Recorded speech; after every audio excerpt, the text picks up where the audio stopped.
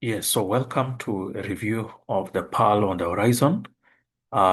This is one of the books I wrote with a lot of passion because of what I observed in our society in which the material matters more than the moral values.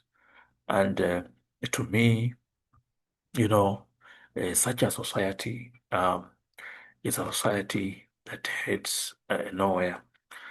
Personally, I believe success is what we attain with the moral values, that wealth, fame, with the ethical values is the cornerstone of success.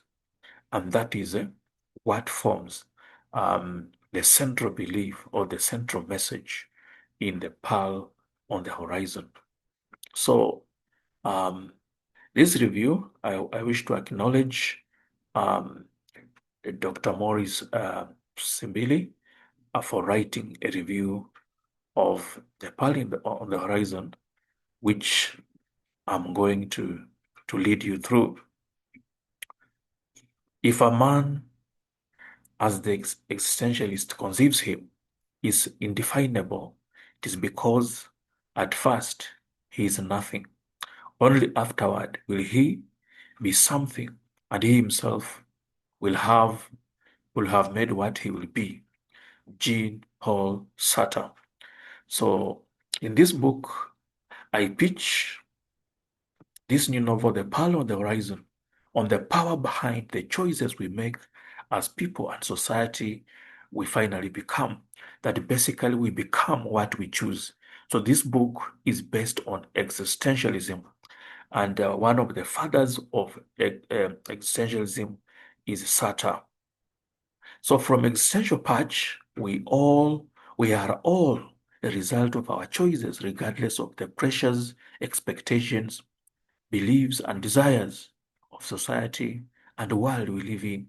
The Pearl on the Horizon creatively captures this through a series of binary comparisons christened as survival versus success. This perspective runs through the plot, subject, characterization, and stylistic choices of the novel. The story is divided into 25 sections, each with a title. Fresha Wangoi is a young graduate affianced to Eugene Smiyu, whom she meets in campus. It is in the process of introduction to her parents that Shiko, Madame Victorine Mahfouz, storms the scene and vehemently dissuades her from getting engaged to Eugene. Fresha and Victorine are cousins whose rivalry commences from the school days. Their relationship worsens when Victorine's father dies, and she plunges headlong into the game of survival through a series of illicit business. While throwing barbs on the poverty-stricken Eugene and Fresha, she runs a series of brothels and human trafficking rings. Her business, in quotes, empire grows in Africa and Europe until she manipulates a cleric, Pastor Aluta, to marry her.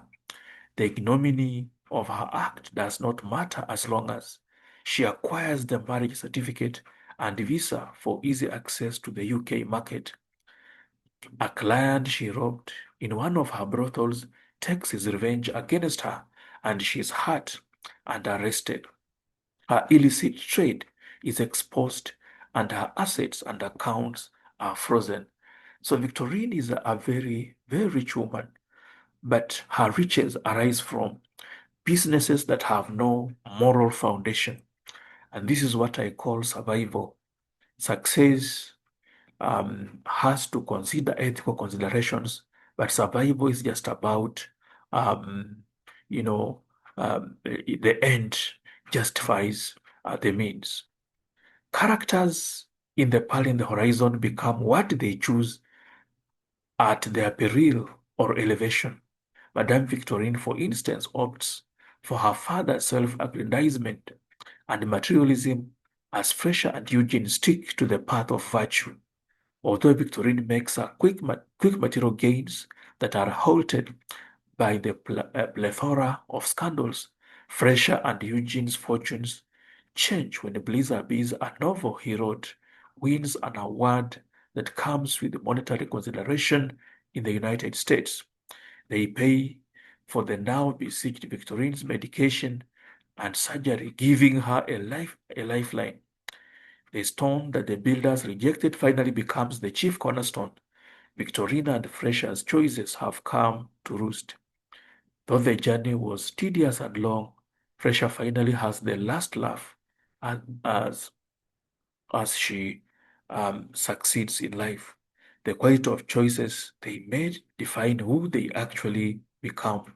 The subject of the novel constitutes existential choices that either lead to success, as embodied in Eugene and Fresher, or failure, personified in Victorine.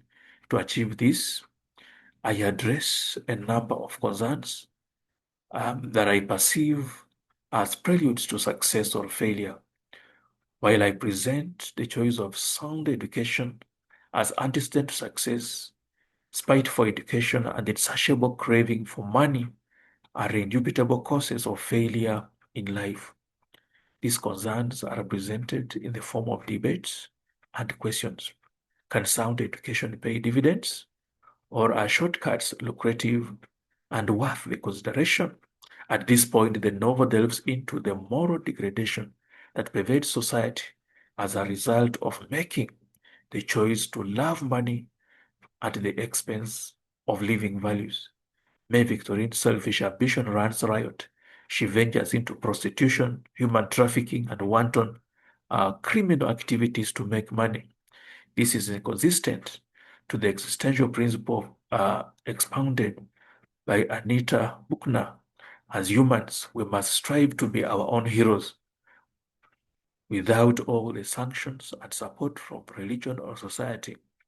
The novel proposes that the worst mistake one can make is being stuck to some things that society or religion may hold dear, when in reality they may be adding little or no value.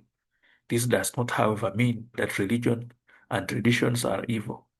It is sad that they are manipulated and are the whims of some individuals who use them as a way of social climbing. Pastor Luther is one of such a cleric who forgets his pertinent role of nurturing the flock to use religion as a ladder to his social pinnacle. I draw a distinction between religion for survival and religion for success. I extend it to the politics and demonstrate how the choice of the politics of survival has replicated corruption, nepotism, poverty, and unemployment in the global south. The end result is thousands of miserable youth that traffickers like Madame Victorine take advantage to enlist into their infamous trades. May runs hundreds of prostitution rings in Africa and Europe. The story and concerns in the novel are well packaged in allusions, language prowess, and vivid enunciation. The allusions are drawn from a wide array of fields. May Victorine is an allusion to Anne O'Brien, a Kenyan woman who was apprehended in the United Kingdom in 2006 for running a number of prostitution rings. Kenyan dailies reported how Anne banked thousands of pounds per week for selling different kinds of pleasures. Other allusions are literary, particularly from The Merchant of Venice. I use Bassanio to explore the intense romantic relationships between Eugene and Fresher. Bassanio's choice to sacrifice is compared to Eugene's, which result in success. Biblical allusions are also customized to present the arguments and augment the picture created in the mind. The use of text message, short forms popular with the young and tech-savvy makes the text appeal, cut across age and intellectual spectrum as defined by language and exposure to literary material. Neologism and creative formation of words also make the story alive and moving with the times as regards to language use and application. The Pearl on the Horizon is a beautiful read. The various devices used in the rendition of the story and the possible perspectives presented make the issues easy to relate to and apply to our daily routines and life. It touches on issues that are prevalent in society, making it a true companion to converse matters present and future with. So buy the novel, get the novel, and enjoy it. This is one of the most captivating tale I have ever written. God bless you.